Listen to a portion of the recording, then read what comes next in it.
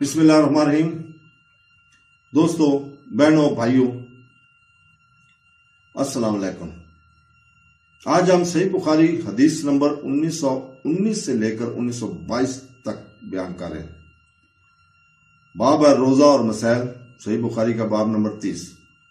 1919 میں بخاری رحمۃ اللہ فرماتے ہیں کہ ہم سے عبید بن اسماعیل نے بیان کیا، کہا کہ ہم سے ابو اسامہ نے، ان سے عبید اللہ نے، ان سے نافع نے، اور ان سے ابن عمر رضی اللہ تعالیٰ نے اور عبید اللہ بن عمر رضی اللہ تعالیٰ نے یہی روایت قاسم بن محمد سے، اور انہوں نے حضرت عائشہ رضی اللہ تعالیٰ سے کہا کہ بلال رضی اللہ تعالیٰ عنہ کچھ رات رہے اسے اذان دے دیا کرتے تھے، اس لیے رسول پاک صلی اللہ علیہ وسلم فرمائے کہ جب تک ابن ام مکتوم رضی اللہ تعالیٰ عنہ اذان نہ دیں تو کھاتے پیتے رہا کرو، کیونکہ وہ صبح صادق کے طلوع سے پہلے اذان نہیں دیتے۔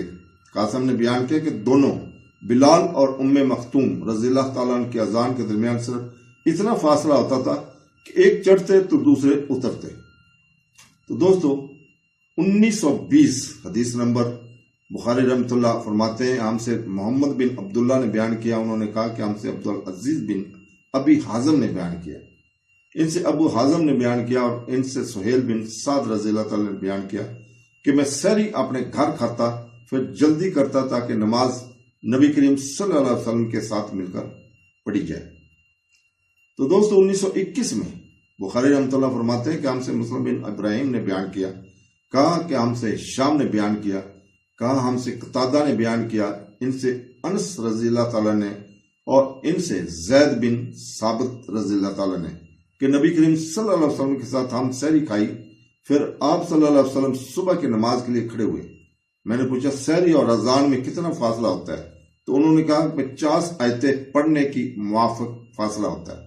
1922 میں بخاری رحمۃ اللہ فرماتے ہیں کہ ہم سے موسیٰ بن اسماعیل نے بیان کیا، کہا کہ ہم سے جریرہ نے، ان سے نافع نے، اور ان سے عبداللہ بن عمر رضی اللہ تعالیٰ نے نبی کریم صلی اللہ علیہ وسلم نے سموس الوصال رکھا تو صحابہ کرام نے بھی رکھا، لیکن صحابہ رضی اللہ تعالیٰ عنہ کی اس لیے دشواری ہو گئی، اس لیے آپ صلی اللہ علیہ وسلم نے اس سے منع فرما دیا۔